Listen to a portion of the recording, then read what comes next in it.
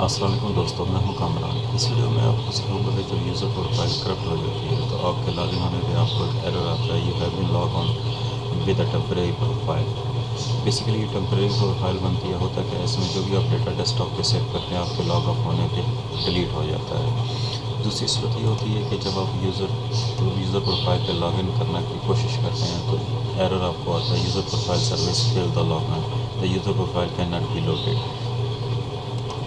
इन दोनों सिचुएशन में आपने इस एरर को कैसे फिक्स करना है। सबसे पहले आपने एडमिनिस्ट्रेटर से लॉगिन होना है, Windows+R की प्रेस करनी है, टाइप करना है रजिस्ट्री एडिटर। यहाँ से आपने सबसे पहले H key local machine, software, Microsoft and then window NT, current version, then search करना है प्रोफाइल लिस्ट को। यहाँ आप देखेंगे कि एक स्ट्रिंग करेक्टर्स के साथ, स्ट्रिंग वैल्यूज़ के साथ .back की एक्सटेंशन लगी हुई है।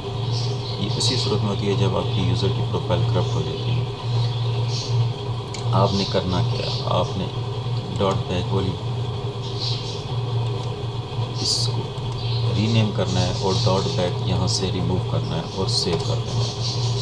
यूज़र प्रोफाइल जब आपकी टेम्परेरी लॉगिन वाला एरर आएगा तो तब ये स्ट्रिंग वैल्यू आपकी same string value without .back के अपीयर हो रही है। आपने जस्ट उसको रिमूव करना है और .back वाली फाइल स्ट्रिंग वैल्यू को जस्ट रीनेम करना है और .back रिमूव कर देना है यहाँ से। इसको सेव और आपने जस्ट एक दफ़ा सिस्टम को रीस्टार्ट करना है।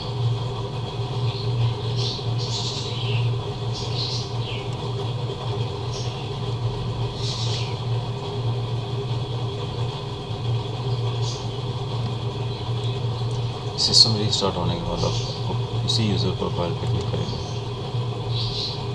अब एरर नहीं आ रहा। Thanks for watching this video.